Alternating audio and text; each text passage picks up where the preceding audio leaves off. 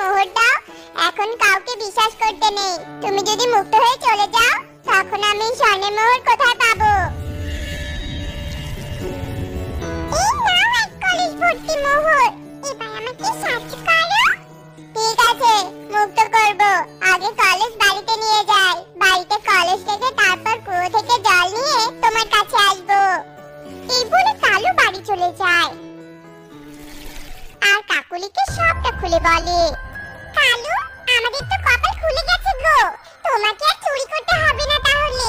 আমরা বিনা পরিশ্রমে অনেক ধনী হয়ে যাব।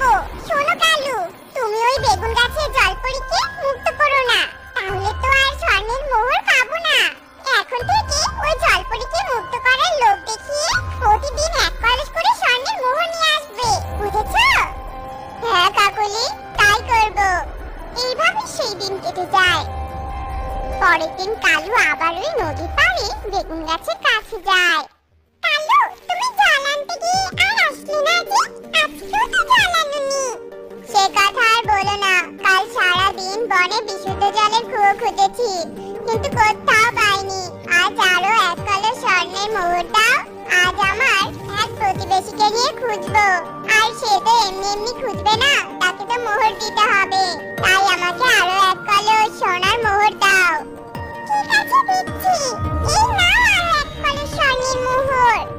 কালু আবারও এক কলস স্বর্ণের মোহর পেয়ে খুশিতে তার বাড়িতে চলে যায়। এভাবে কালু প্রতিদিন বেগুনে বন্দি জলপরীর কাছে কিছু না কিছু বলে এক কলস করে স্বর্ণের মোহর নিয়ে যেত। অন্যদিকে মা টুকি, তুই বাড়িতে থাকবি নাকি আমার সাথে নদীতে যাবি? আমি নদীতে পানি আনতে যাচ্ছি। আমিও যাবো মা, তোমার সাথে নদীর পাড়ে ঠান্ডা হাওয়া খেয়ে আসবো। আচ্ছা চল তাহলে। এই যে পাখি, শুনছো? এদিকে এসো, তোমার সাথে কিছু কথা আছে। কে কে ডাকছো? কে ডাকছো আমায়? এই যে তোমার পাশে বেগুন গাছে বেগুন ডাকছি আমি। আমি বিপদে পড়েছি, আমাকে সাহায্য করো।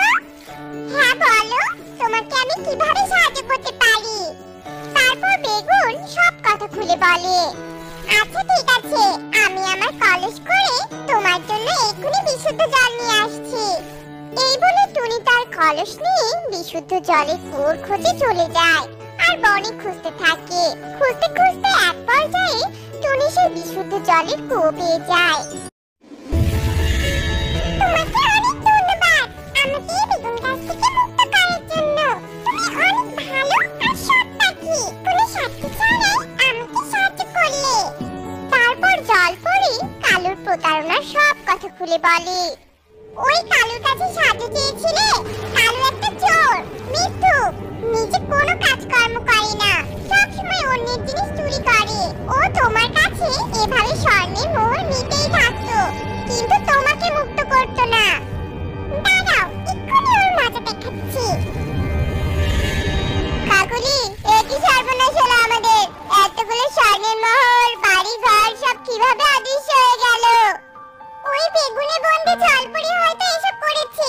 চলো আমরা ওই বেগুন গাছের কাছে যাই। একি, তুমি মুক্ত হয়েছো, কিন্তু আমাকে দেওয়া স্বর্ণের মোহরের কলস আর আমার ঘরবাড়ি কেন অদৃশ্য হয়ে গেল? শয়তান কালু, তুই একটা প্রতারক, মিথ্যুক। তুই আমাকে সাহায্য করার নামে প্রতিদিন স্বর্ণের কলস নিয়ে গেছিস, কিন্তু আমাকে সাহায্য করিসনি। তাই তোর সবকিছু শেষ করেছি, তোকে শিক্ষা দেওয়ার জন্য।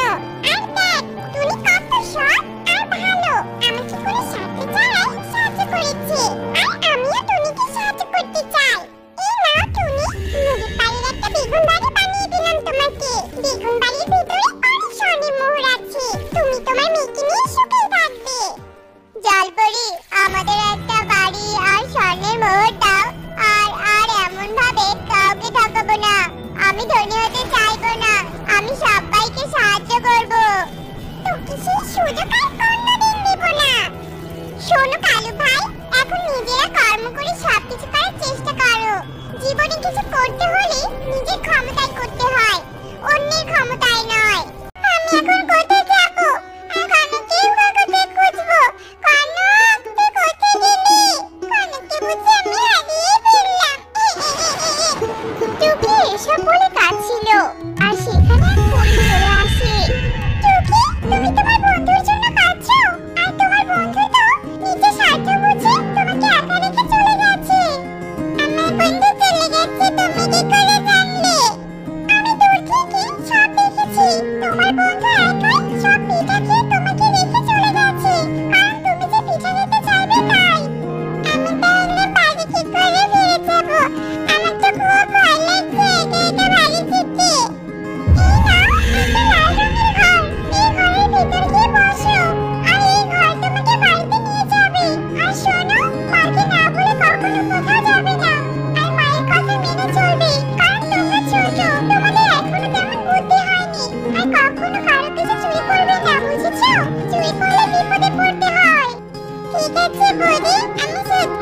পেরেছি। আর কখনো চুরি করব না।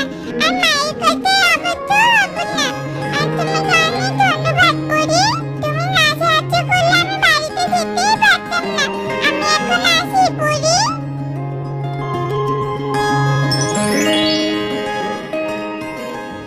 ইস, টুনিদের অনেক কষ্ট। তারা তো কখনো কারো ক্ষতি করেনি। না, আমাকে তাদের সাহায্য করতেই হবে।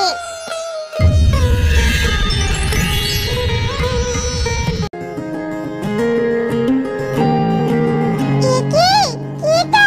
পুটলি? কিসের পুটলি এটা? দেখি তো খুলে। আরে, এগুলো তো তরমুজের বীজ। কিন্তু এগুলো এখানে এলো কি করে? যাক বাবা, ভালোই হলো। এই বীজগুলো আমি উঠোনে রোপণ করে দেই।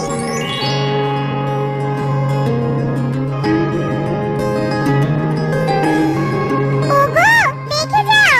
এসব কি কাণ্ড হচ্ছে, দেখে যাও। এসব আমি কি দেখছি? এরপর টুনা বাহিরে আসে আর তরমুজ দেখে অনেক খুশি হয়। আবারও টুনিদের শান্তির দিন ফিরে আসে। কিন্তু শয়তান কালু এসব দেখে আর সহ্য করতে পারছিল না। আর রাত হতেই শয়তান কালু তরমুজ চুরি করতে আসে। আর তখন তরমুজ বড় হয়ে এক রাক্ষসী তরমুজের রূপ নেয়। শয়তান কালু, তোর এত বড় সাহস! আজ তোর শেষ দিন। তোকে আজকে আমার হাত থেকে বাঁচাতে পারবে না। তুই অনেক হিংসুটে। তোর বাঁচার কোনো অধিকার নেই। না না না, আমাকে আমাকে মেরো না। আমার ভুল হয়ে গেছে। আমি আর কখনো হিংসা করব না। ক্ষমা করো আমাকে। রাক্ষসী তরমুজ কালুর কোনো কথাই শোনে না আর তাকে খেয়ে ফেলে। হিংসা করে অন্যের ক্ষতি সহজেই করতে পারে, কিন্তু নিজের উন্নতি কখনোই করতে পারে না। এবার আমার কুমড়োর ফলন অনেক ভালো হয়েছে। এবার তো মনে হয় আমি কুমড়ো বেচে অনেক লাভবান হয়ে যাব। না না, শুধু শুধু কুমড়ো বেচে লাভবান হলে তো চলবে না। আমাকে অল্প কুমড়োয় বেশি লাভবান হতে হবে। কালু কিছু ঔষধ আর সেচ দিয়ে তার কুমড়ো জমিতে যায়। এবার আমি একে একে সবগুলো কুমড়োতেই অনেক ভারী করে ফেলবো, যাতে করে একটা কুমড়োতেই অনেক বেশি ওজন হয়ে যায় আর আমি ভালো টাকা পাই। যেমন ভাবনা তেমন তার কাজ।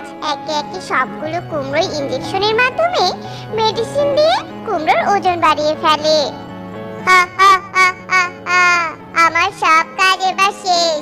এখন শুধু সকালের অপেক্ষা। কালু তার সব কাজ শেষ করে। কালু তার কুমড়োগুলো নিয়ে বাজারে চলে যায়। আসুন আসুন, জলদি করে আসুন। ফরমালিন মুক্ত তাজা কুমড়ো নিয়ে যান।